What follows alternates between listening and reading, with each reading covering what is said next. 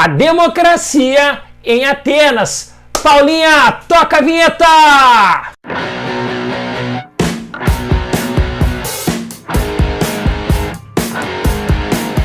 Fala, minha galera! Tudo certo? Bom, hoje nós vamos falar de um dos temas mais importantes quando falamos do mundo grego, a democracia ateniense. Democracia igual a Atenas.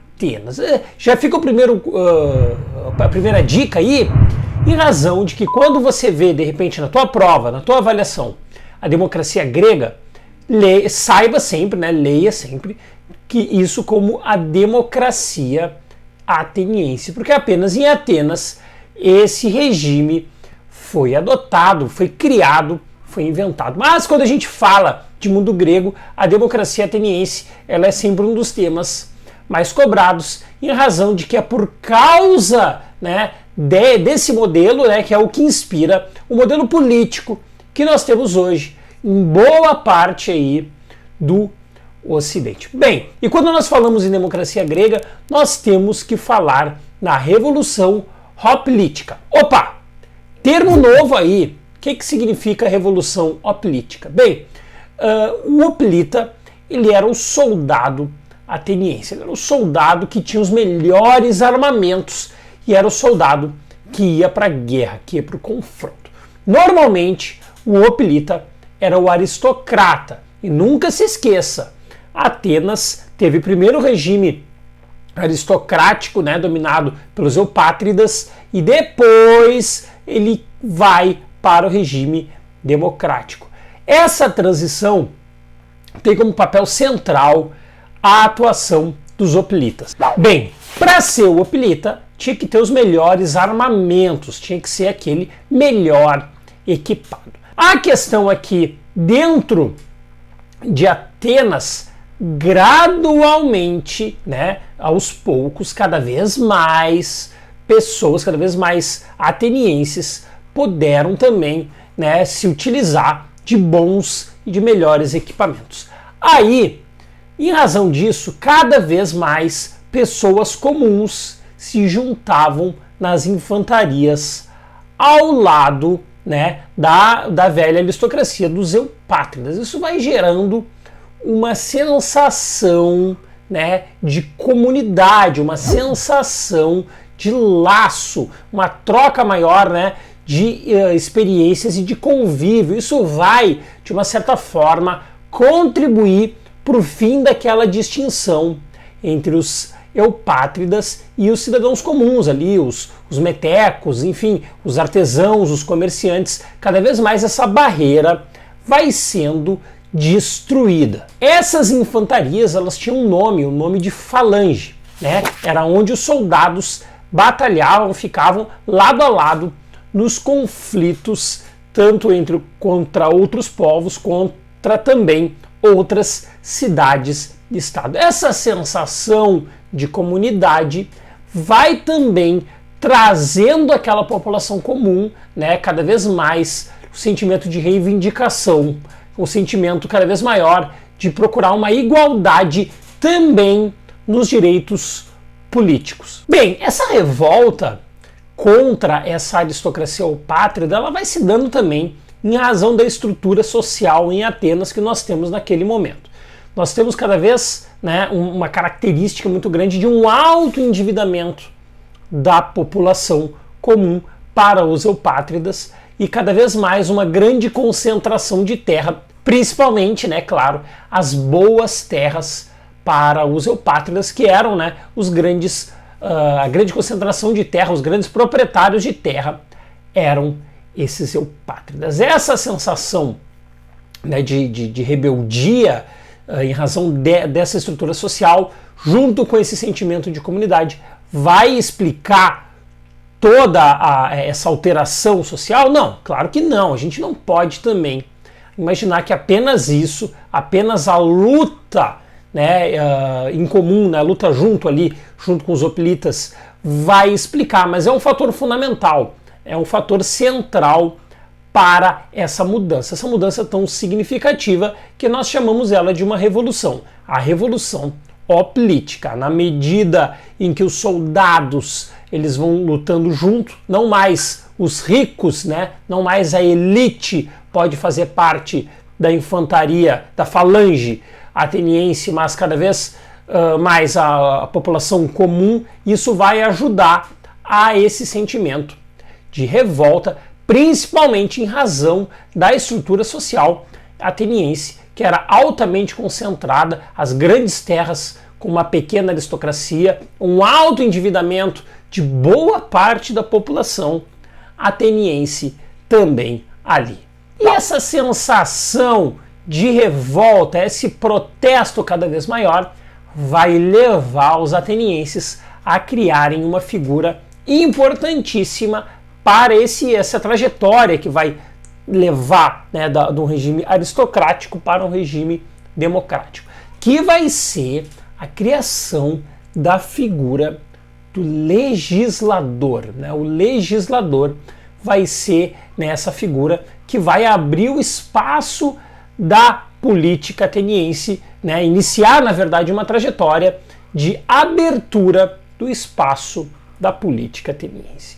Dentre os legisladores, nós precisamos destacar um em especial, que é o Solon. Por quê? Bom, o Solon ele faz modificações importantes dentro da estrutura política e também dentro da estrutura social de Atenas. Dessas mudanças, é muito importante que a gente destaque aqui o fim da escravidão por dívidas. Quem já viu os nossos vídeos anteriores sobre a Grécia Antiga sabe, né, que uma das formas de se tornar escravo na Grécia era por meio das dívidas ou sendo aí um prisioneiro de guerra. Agora, não é mais possível se tornar um escravo por dívidas. Se você está devendo para um aristocrata, você não vira mais um escravo como forma de pagamento dessa dívida. Isso está extinto. E a segunda, né, que também é importante, é fundamental para entendermos o papel do Solon nesse contexto, vai ser a criação de 3 instituições. E essas instituições, elas vão, né, também pavimentar o caminho, né, da criação de um regime democrático. Essas instituições são o Conselho dos 400, que nós chamamos esse Conselho dos 400 de Buleuterium, a Assembleia Popular, que nós chamamos de Eclésia, e o Tribunal Popular de Justiça, que nós chamamos de Elieia. Bem, isso significou uma abertura total, ou seja, a população, os cidadãos atenienses, eles vão participar, né, de uma forma igualitária dentro da política ateniense? Não, mas é um princípio, né? É uma abertura. Isso, aos poucos, né, vai moldando a democracia ateniense. Por exemplo, né, para se ocupar um alto cargo público, né, um cargo de magistratura, tinha o critério censitário. Solon manteve isso. Isso significava o quê? Os principais cargos da política ateniense eram ocupados por aqueles que tinham melhores condições financeiras. Ou seja, não pode chegar lá um artesão, um pequeno comerciante e ocupar um alto cargo público. Tem que ser, né, membro dessa aristocracia que possuía nessa concentração de renda, essa concentração de terras e também um alto poderio militar. Isso foi mantido ainda com o Solon. Foi implantado, na verdade, pelo Solon essa distinção de classe a qual reservava os principais cargos de Atenas para a elite ateniense. Esse processo de implantação da democracia ateniense, ele é cheio de idas e vindas. Não é muito simples de se traçar, né, como se fosse uma linha reta. Tanto que depois do Solon, logo em seguida, né, uma série de insatisfações populares vai terminar com essa abertura e vai iniciar um período que a gente chama de período da tirania, onde alguns tiranos, com apoios localizados, né, de setores populares, vão tomar o poder e vão devolver de novo o poder para uma elite, para a aristocracia ateniense, ou seja, um período de revés nesse processo. Porém, né, entre essa aristocracia, nós precisamos falar de um aristocrata que teve um grande apoio popular, ou seja, da população comum, da população simples. Esse aristocrata era o Clístenes. A partir do Clístenes há uma retomada, e aí sim, definitiva, de um caminho para a construção da democracia. Porque o Clístenes, apesar de ser um aristocrata, ele vai garantir a trajetória de uma abertura do regime político ateniense. Vai ser ele o cara que vai permitir com que todos os cidadãos em Atenas pudessem participar das decisões políticas em Atenas. A partir desse momento que nós temos um regime político que vai ganhar o nome de democracia, né? O poder ao povo, a população que vai definir. É claro, a gente sempre faz a ressalva, quando nós falamos em cidadania ateniense, ela é bem restrita, né? Por exemplo, escravos não são considerados cidadãos, estrangeiros não são considerados cidadãos, crianças também não, e mulheres também não são considerados cidadãos. Ou seja, o conceito de cidadania ele é bem restrito, né? Ou seja, o cidadão dá para se resumir como o homem livre, né? Homem no masculino livre. Ele é o cidadão, né? Mas é o princípio, é a abertura que vai acontecer a partir, sobretudo, do Clístenes. Junto com o regime democrático, o Clístenes vai criar uma lei importantíssima e emblemática, a lei do ostracismo. Inclusive, quando nós falamos em ostracismo político, por exemplo, a origem é essa, a origem é grega.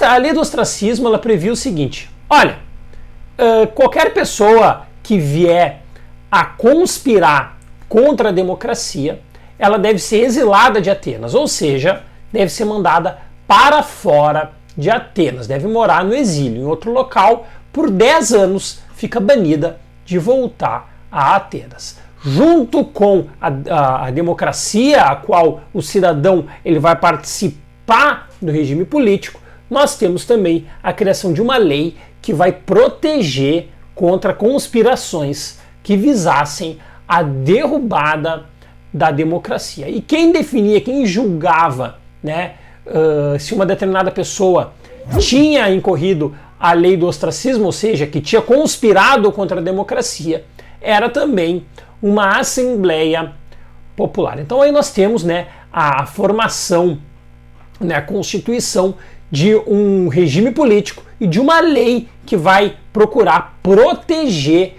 esse regime contra conspirações. Além da questão de ser ou não cidadão como um limitador das decisões políticas de Atenas a partir do Clístenes, é claro que havia um outro fator que não era explícito, mas também pesava.